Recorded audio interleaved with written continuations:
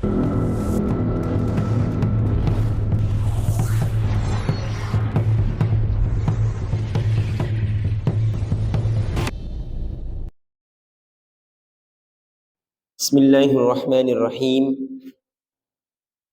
Assalamualaikum warahmatullahi wabarakatuh. Wassalatu wassalamu ala Rasulillah Sayyidina Maulana Muhammad ibn Abdullah wa ala alihi wa ashabihi wa mawala.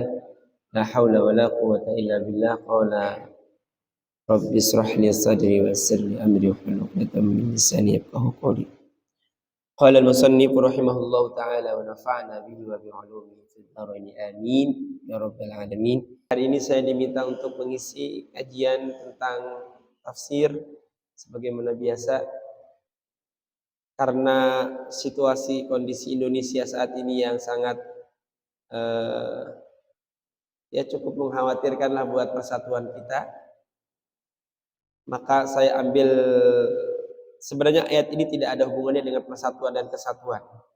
Tapi kalau saya ingin bandingkan ayat ini dengan surat Al-Fatah yang lain, itu ada saya tarik benang merah betapa Rasulullah Muhammad sallallahu alaihi wasallam dari surat Ali Imran ayat 98 atau 99 saya lupa. Ali Imran ini yang saya kaitkan dengan surat Al-Fatah, sikap Nabi ketika berhubungan dengan kufar Quraisy, ya. Dan ini hubungannya dengan surat Al-Fatah, dengan sikap Nabi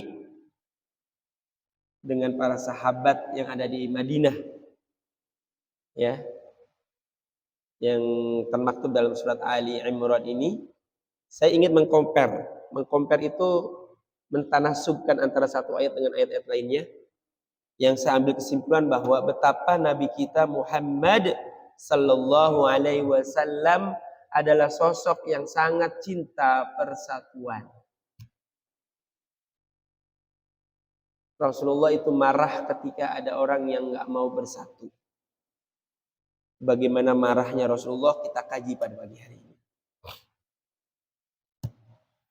Ayat ini saya awali dengan a'udzubillahi minasyaitonirrajim. Bismillahirrahmanirrahim. Qul ya ahlal kitab lima tasudduna an sabilillah man amana tabghunaha iwaja wa antum syuhada wa mallahu bighafilin amma ta'malun. Saya artikan dahulu. Qul, katakan olehmu ya Muhammad, ya ahlal kitab, wahai ahli kitab, lima tasudduna an sabilillah, kenapa kamu itu ingin memalingkan dari jalan Allah? Siapa yang dimalingkan? Siapa yang dipalingkan oleh orang-orang Yahudi, ahlul kitab tadi?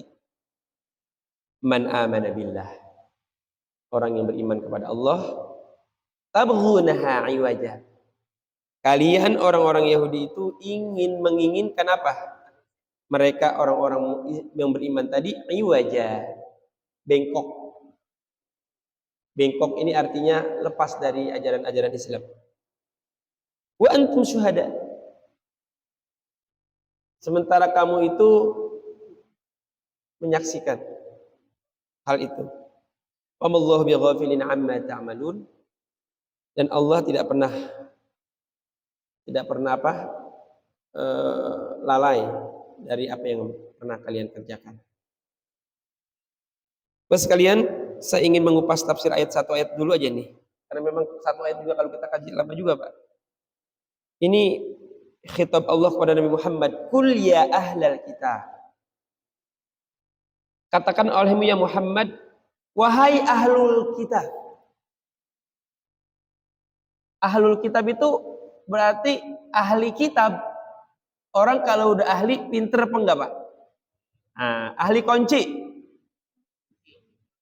Kunci bagaimanapun bisa bikin dia. Ahli gigi. Wah, gigi bagaimanapun bisa didandanin sama dia. Betul enggak? Ahli apa lagi misalnya? Ahli ketok magic. Wah, mobil bagaimana gue langsung ketok, dia rata lagi. Ahli namanya. Ahlul kitab. Berarti orang itu pinter dengan Alkitab. Ahli kitab. Pinter dengan Taurat dan Injil. Tetapi kalau kita lihat kalimat berikutnya, lima tasudduna an sabilillah. Kenapa kamu itu ingin memalingkan orang yang beriman dari jalan Allah agar kamu menginginkan mereka itu iwaja, berpaling dari jalan Allah, bengkok dari jalan Allah. Mengapa kamu menginginkan mereka itu bengkok? Nah, Bapak-bapak, ini saya sebelum jelaskan maknanya, saya akan jelaskan dulu lafaznya dulu ya. Lafaznya, lafzian. Dari segi lafaz, kalimat ya ahlal kitab. Kemudian berikutnya kalimat istifham. Itu kalimat 5, maknanya itu istifham. Bertanya Allah. Tapi istifhamnya istifham taubihi. Nanya tapi Allah itu menghina. Nanya tapi menghina. Wahai ahlul kitab, kenapa ente memalingkan orang-orang yang beriman untuk lepas dari jalan Allah? Tapi pertanyaan ini nggak butuh jawaban. Ini namanya pertanyaan taubih. Apa makna taubih? Ya rendahin, menghina, ngejek. Allah itu ngejek sebenarnya, ngejek orang-orang Yahudi. Wahai orang-orang ahli kita. Kalau begini Pak, nih biar bapak-bapak paham begini kalau di kita nih, Kalau di kita, misalnya ada orang dipanggil ustaz. Panggilan ustaz itu bagus nggak? Tapi ustaz itu melakukan pertengkaran, berantem di depan orang banyak. Dengan luar biasa tuh, sengit banget berantemnya kan. Apa kata kita? Ustaz! Gitu kan? Ustaz, jangan begitu dong Ustaz. Panggilan Ustaz sih bagus. Tapi maknanya kira-kira apa tuh? Ngina enggak tuh? Ente kan Ustaz, kenapa berantem segitu sengit di depan kita? Manggil ini dengan kalimat yang bagus, Ustaz gitu kan. Tapi mengapa Ustaz itu sama orang tua begitu, gitu kan? Misalnya ada ustadz nih sama orang tuanya cuek banget gitu kan. Orang tua sakit diem, orang tua nggak punya duit, nggak mau tahu, sampai benci banget tuh sampai itu. Ustadz, kamu kan ustadz, ngapa kamu begitu sama orang tua? Ngapahnya itu nggak butuh pertanyaan, nggak butuh jawaban. Paham nggak tuh Pak? Itu namanya pertanyaan yang ngejek. Kamu kan ustadz, tapi kamu orang tua sakit kamu nggak pernah mau tahu. Orang tua lagi kekurangan duit, kamu pernah nggak tahu. Ustadz, jadi panggilan ustadz itu bukan panggilan penghormatan. Bisa dipahami? Ini namanya taubih. Di Arab Pak, kalau di Indonesia panggilan haji, orang pulang haji itu kemuliaan. Haji gitu kan? Ji gitu kan? Tapi kalau orang Arab sendiri pulang dari haji nggak ada yang dipanggil apa? Haji. Tetapi mereka memanggil haji dengan panggilan taubih kalau orang baru pergi haji tetapi melakukan keonaran. Dipanggil tuh sama kita. Orang Arab suka begini manggil ya. Ya haj. Ya haj. Jadi dia manggil haji, tetapi maknanya itu dia kenapa? Merendahkan dia. Kamu udah haji. Tapi kamu bikin onar terus di sini. Manggil haji, tapi panggilannya udah haji. Tapi kapan kamu ini bikin onar semua orang-orang di sini, orang udah bersatu, kamu apa? Kamu bikin onar, kamu bikin rusuh lagi. Nanya tapi nggak butuh jawaban, tapi panggilannya itu merendahkan. Nah, inilah yang Allah lakukan kepada ahlul kitab, orang-orang Yahudi. Jadi orang Yahudi Pak, kenapa Allah taubihkan mereka? Kenapa Allah menghinakan mereka? Karena mereka itu ahlul kitab, tahu percis apa isi Taurat. Di dalam kitab Taurat ada pengakuan tentang Rasulullah Muhammad SAW. Di dalam kitab Taurat ada pengakuan tentang ajaran Islam. Di Taurat ada ajaran yang berhubungan dengan haji. Diperintahkan umat Musa untuk berhaji. Nah, sehingga kata Allah, kamu kan ngerti kitab. Di sini saya baca, Pak, di sini. Lima takfuruna bi ayatillah wallahu syahidun ala ma ta'malun, bermakna lima takfuruna bi ayatillahi allati dallatkum ala sidqi Muhammadin. Di kitab Taurat kamu tahu tentang kebenaran Muhammad, tapi kenapa kamu mendustai? Fima yud'ihi min wujubil hajj. Di kitab Taurat ada ayat yang berhubungan dengan kewajiban untuk melaksanakan haji, tapi kenapa kamu tidak berhaji? Sehingga manggilnya ini manggilan taubih. Apa kamu kufur kepada Allah? Kamu kan ngerti kitab. Nah, makanya ya ahlal kitab itu ini disebut panggilannya panggilan taubih. Nida. Bisa dipahami, Pak? Oke. Saya sebelum melanjutkan ayat ini biar paham nih. Ayat ini turun. Ini halaman 111. Yang punya kitab dibuka nanti halaman 112 asbabun nuzulnya. Kalau saya baca nanti nggak ada waktu. Soalnya waktu kita mepet. Ditambah lagi saya harus bikin kuis 7. Ya. Senisin barusan ngasih tahu saya. Saya kasih asbabun nuzulnya.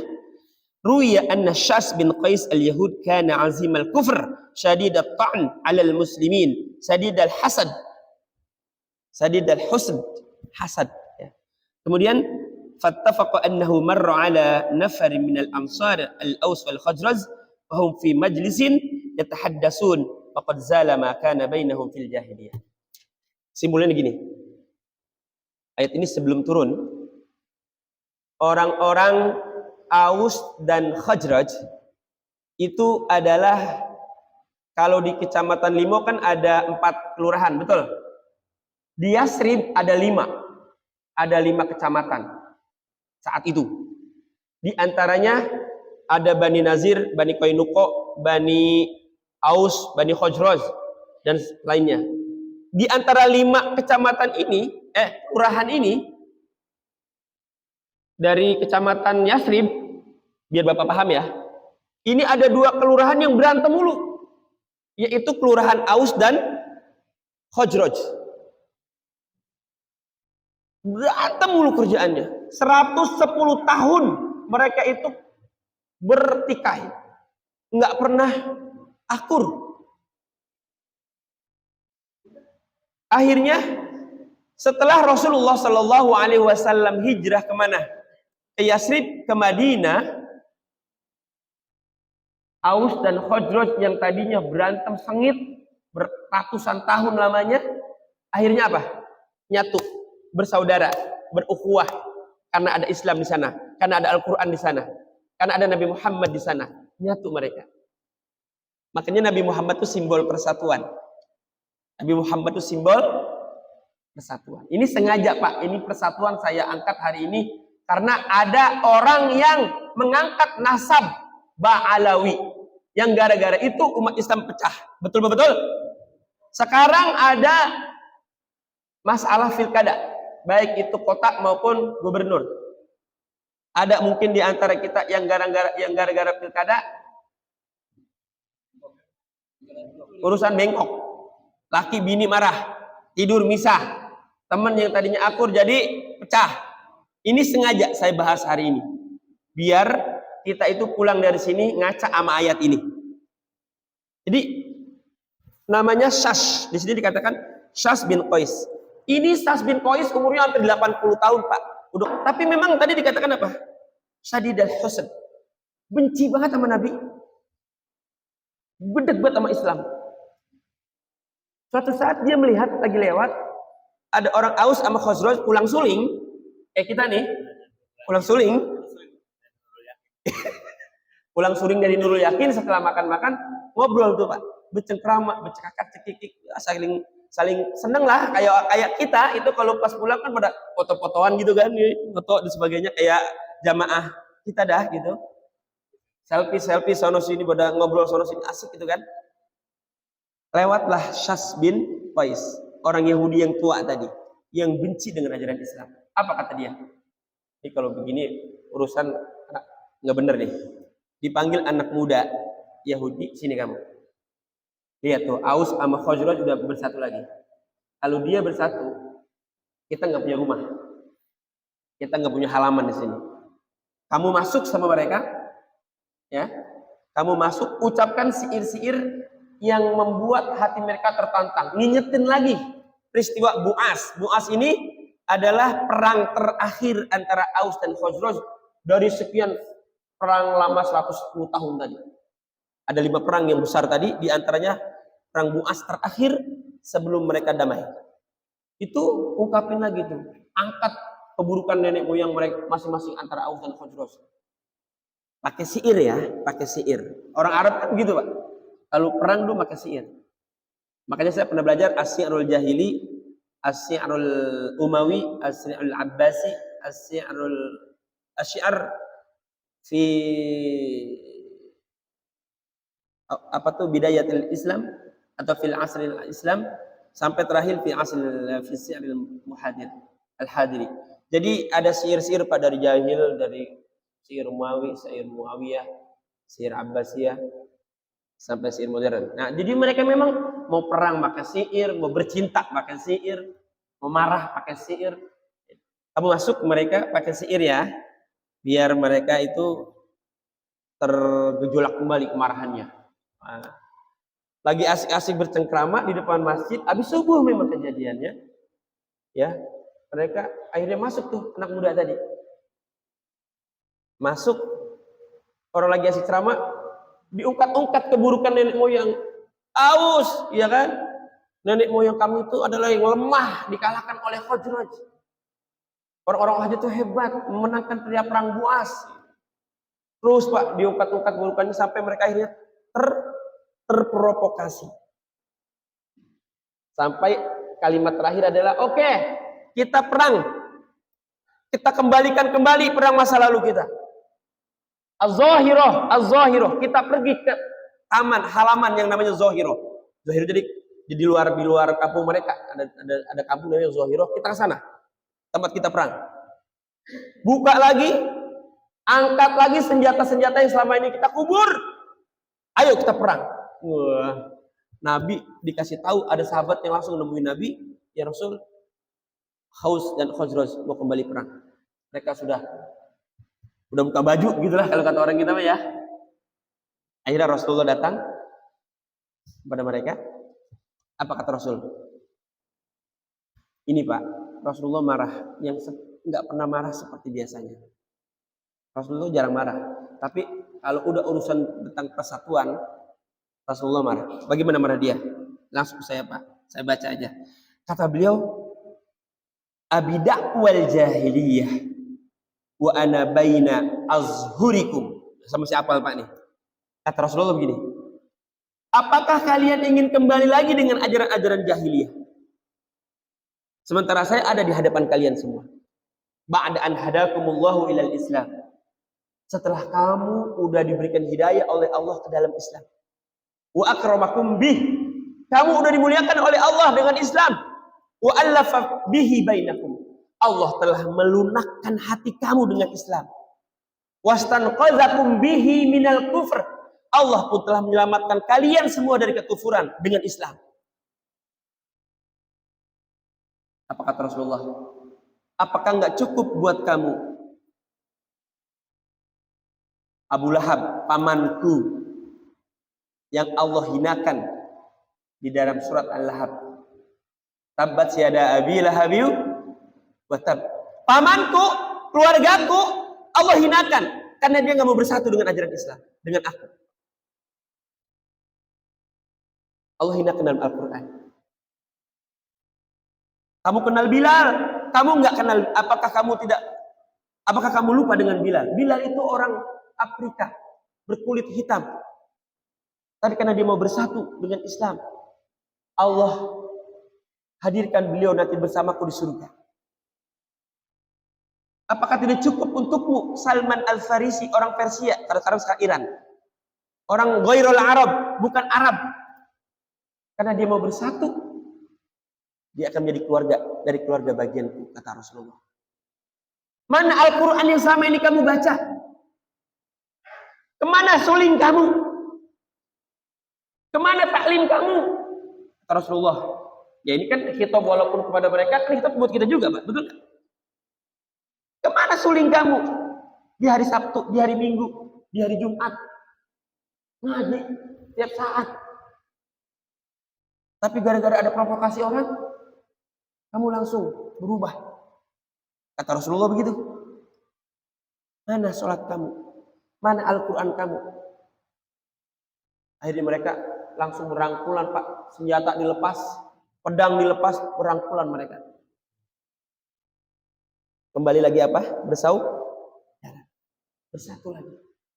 Makanya turun ayat ini. Ini ayat lima tasudduna an sabilillah, khusus buat SAS tadi. Ini ayat buat orang Yahudi, Pak. Ayat orang Yahudi. Kata Allah, kenapa kamu memalingkan mereka yang beriman kepada Allah dari jalan Allah? Orang udah bersaudara, orang udah bersatu, tapi datang gara-gara kamu, mereka jadi apa? Konslet. Ayat berikutnya, wallahu bighafilin amma ta'malun. Saya singkat. Ayat ini yang khitabnya buat Aus dan Khazraj. Lalu tadi buat siapa? Buat Sas bin Qais. Karena waktu itu Khazraj diwakili oleh Jabbar bin siapa ya? Jabbar. Kemudian dari Aus namanya Aus bin Qadi. Nah, Jabbar bin Sokhr. Jabbar bin Sokhr itu juru bicara orang Khazraj. Aus juru bicaranya siapa tadi? Aus bin Qadi. Ingetin, Aus bin Qadi. Jabbar bin Sokhr. Ini ayat turun, Pak. Ayat berikutnya. Ya ayyuhallazina amanu in tuti'u fariqam minal ladzina utul kitab. Hai Qais. Hai Jabbar. Hai Aus, kata Allah. Wahai orang-orang yang beriman. Jadi ayat ini tujukan buat Jabbar dan Aus. Ya ayyuhallazina amanu in tuti'u. Wahai orang-orang yang beriman, Jabbar, Aus, kamu udah beriman. In tuti'u fariqam minal ladzina utul kitab. Kalau kamu taat mengikuti provokasi SAS, provokasi Yahudi yang muda tadi. Fariqam minal ladzina utul kitab. Begitulah pengertiannya. Apa kata Allah? Yaruddukum ba'da imanikum kafirin.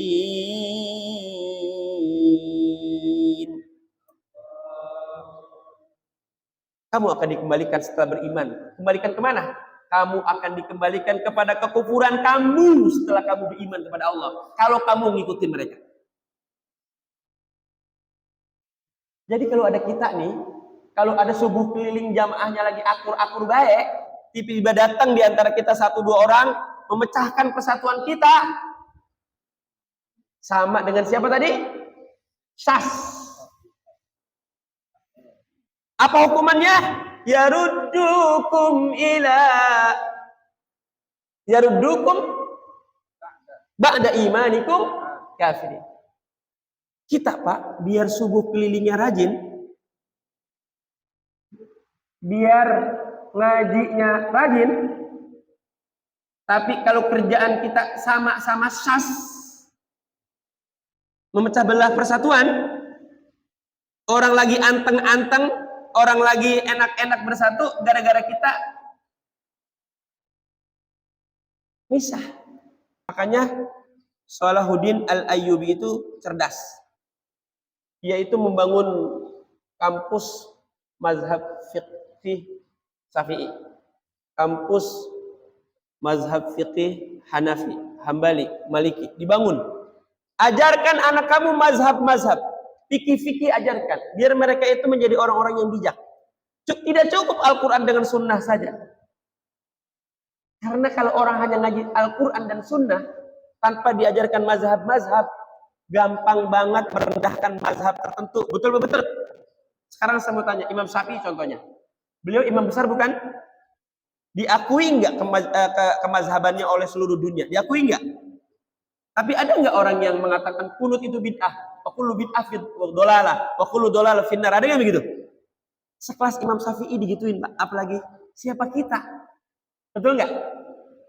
Ini kenapa? Karena tadi ngajinya hanya Al-Quran, Quran Sunnah, nggak pernah ngaji fikih. Apalagi mazhab al-arba'ah, nggak pernah ngaji. Ya, wajar kalau berpikirnya seperti itu. Jadi bapak-bapak sekalian, ini Rasulullah marah. Setelah Rasulullah marah, mereka bersatu, turun ayat ini. 2 ayat saya bacakan. Saya ingin tadi yang di awal saya bilang, saya ingin mengcompare, membandingkan antara ayat ini dengan surat Al-Fatah yang sering kita baca tuh. Inna fatahna laka fatham mubina liyaghfir laka Allahu ma taqaddama min dzambika wa ma ta'akhkhar. Sekalian, apa itu ayat itu maksudnya? Pernah dengar nggak dengar peristiwa Fathu Makkah? Pernah dengar? Apa itu peristiwa Fathu Makkah? Kemenangan Nabi untuk bisa meraih kota Makkah. Fathu itu kemenangan kota Makkah. Jadi gini Pak, Rasulullah itu sempat diusir oleh orang-orang kafir Quraisy. Bahkan sempat mau dibunuh. Diboikot 3 tahun sampai makan ya Allah, daun-daun kering dimakan sama Rasulullah beserta para sahabat-sahabat. 3 tahun diboikot Pak. Ekonominya diboikot. Nggak boleh kawin dengan suku-sukunya, nggak. 3 tahun. Sampai miskinnya luar biasa. Diisolir Rasulullah bersahabat. Diusir. Dianiaya. Difitnah. Dihina. Mau dibunuh. Setelah Rasulullah hijrah, pasukan udah kuat, pulang ke Mekah yang disebut dengan Fathu Mekah. Saat itu orang Mekah dalam kondisi lemah. Yang kalau Rasulullah saat itu datang ke sana ingin balas dendam, bisa nggak? Membunuh mereka bisa nggak? Mengusir mereka bisa nggak? Tapi perhatikan Pak, Rasulullah ketika berhadapan-hadapan dengan mereka, apakah Rasulullah marah? Semarah seperti tadi di Madinah, Darul Islam. Sementara ini Rasulullah ada di Darul Kufur. Kota Mekah saat itu masih Darul Kufur. Belum menerima Islam. Walaupun sudah Rasulullah dakwahkan. Apa kata Rasulullah kepada mereka? Maza tarawna anni fa'ilun bikum. Maza tazunnuna annani fa'ilun bikum. Wahai orang-orang kufar Quraisy, apa yang kamu sangka terhadapku pada hari ini? Ya orang kalau udah ketakutan di otaknya apa kira-kira Pak? Mati gue di urusan ini gini, betul nggak? Ya diusir gue deh, diusir gitu kan? Tapi akhirnya mereka mengatakan, mereka berkata, menjawab, khairan, kami akan mendapatkan kebaikan dari engkau ya Rasul, ya Muhammad. Anta ibnun karim, wa anta ibnu akhin karim. Engkau adalah anak yang mulia dan engkau adalah anak dari saudaraku yang mulia. Orang udah kepepet gitu Pak. Muji dah. Terus apa kata Rasulullah? Rasulullah menjawab, ini jawabannya beda Pak sama tadi. Kalau tadi kan Rasulullah marah. Lihat jawaban Rasulullah Pak. Fa inni aqulu ma qala Yusufu li ikhwatihi. Hari ini aku ingin mengatakan sesuatu yang dikatakan oleh Yusuf kepada saudara-saudaranya dulu. Pernah dengar cerita Yusuf? Dimasukin ke dalam apa? Sumur dulu oleh saudara-saudaranya kan? Akhirnya dia jadi raja lah ceritanya, betul? Ketika jadi raja, saudaranya datang minta apa? Nyari-nyari bahan makanan. Yang kalau Yusuf kenal sama mereka. Kalau hari itu Nabi Yusuf udah jadi raja, ingin balas dendam bisa nggak? Bisa. Tapi apa Nabi Yusuf mengatakan kepada saudara-saudara itu? La tasriba alaikumul yaum. Ada di surat Yusuf. Hari ini kamu itu aman. Aman kamu. Tidak ada cercaan buat kamu. Tidak ada hinaan buat kamu. Izhabu, kata Rasul. Jadi Rasulullah itu Pak mengatakan kepada mereka, fa inni uridu an aqula lakum kama qala Yusuf li ikhwatihi, la tasriba alaikumul yawm. Hari ini kamu itu tidak ada hinaan dari kami. Dan seterusnya, kamu aman, aman, pergi. Izhabu wa antum at-tulaqa. Kamu pergi, kamu itu bebas, tenang, aman, aman. Beda nggak dengan tadi Pak, Rasulullah waktu di Madinah? Marah nggak di situ? Marah nggak kira-kira? Enggak. Rasulullah nggak marah. Kenapa Rasulullah nggak marah? Karena Rasulullah tahu orang-orang kufar Quraisy saat itu adalah orang-orang yang suka persatuan. Senang bersatu dia. Hanya dia nggak suka dengan Islam aja. Tapi untuk bersatu dia senang. Nyatu orangnya. Dan Rasulullah tahu itu. Terbukti kan ketika Rasulullah mengatakan demikian, berbondong-bondong mereka masuk Islam. Kesimpulannya Pak. Kesimpulannya buat kita. Jangan sampai, ini ada dua ayat tadi, inna fatahna laka fatham mubina. Itu kan pengertiannya liyaghfira lakallahu ma taqaddama min dzambika wa ma ta'akhkhar. Itu kan pengertian di beberapa tafsir adalah bahwa Nabi Muhammad diampuni dosa-dosanya baik yang lalu maupun yang akan datang. Gitu kan? Tapi ada juga orang yang berusaha menafsirkan dari segi berbeda. Jadi kalau li dzambika ka-nya itu yudhafu ilal fa'il, berarti Nabi Muhammad dihapuskan dosa-dosanya. Tapi ketika zambika, ka-nya itu yudhafu ilal maf'ul, Nabi Muhammad dalam keadaan objek di sini, maka itu artinya orang pengertian liyaghfira lakallahu ma taqaddama, artinya orang-orang Quraisy saat itu Allah ampuni min ajlika, karena engkau ya Muhammad. Dan mereka cinta persatuan dan kesatuan. Setelah mereka bertaubat, bersahadah, Allah ampuni dosa-dosanya min ajlika, karena engkau ya Muhammad. Kesimpulan dari kajian kita saat ini Bapak-Bapak sekalian, Allah enggak suka sama kita yang gara-gara mazhab berbeda jadi pecah. Setuju? Allah enggak suka gara-gara kita hanya berbeda mazhab, akhirnya yang mazhab tertentu dibid'ah-bid'ahkan. Setuju? Allah enggak suka sama kita gara-gara hanya beda pikiran dalam berbagai macam hal. Misalnya beribadah beda gini, ada yang kunut, ada yang enggak, ada yang tahlilnya dikerasin, ada yang zikirnya dikerasin. Udah enggak usah yang kayak gitu dirame-ramein. Itu adalah far'ul usul, bukan aslul usul. Itu furu. Cari persamaan. Karena kita kalau udah nggak nyatu, gampang banget diapain? Dipecah belah. Sama seperti Sas bin Qais tadi. Ketika udah mau angkat pedang, dia dari jauh begini, Pak. Rasain. Cengengesan dia. Wah, mantap. Musuh begitu. Masjid kalau bersatu, cepat jadi nggak? Masjid kalau pengurus sama warganya kagak nyatu, cepat jadi nggak kira-kira? Lah, susah. Ada masjid ditebang gara-gara nama doang jadi ada masalah. Kenapa? Karena kurang kompak. Betul. Jangan sampai kalau kita diingetin sama Allah nih, ada orang lagi tenang-tenangnya, kemudian gara-gara kita masuk, orang itu jadi pada pecah.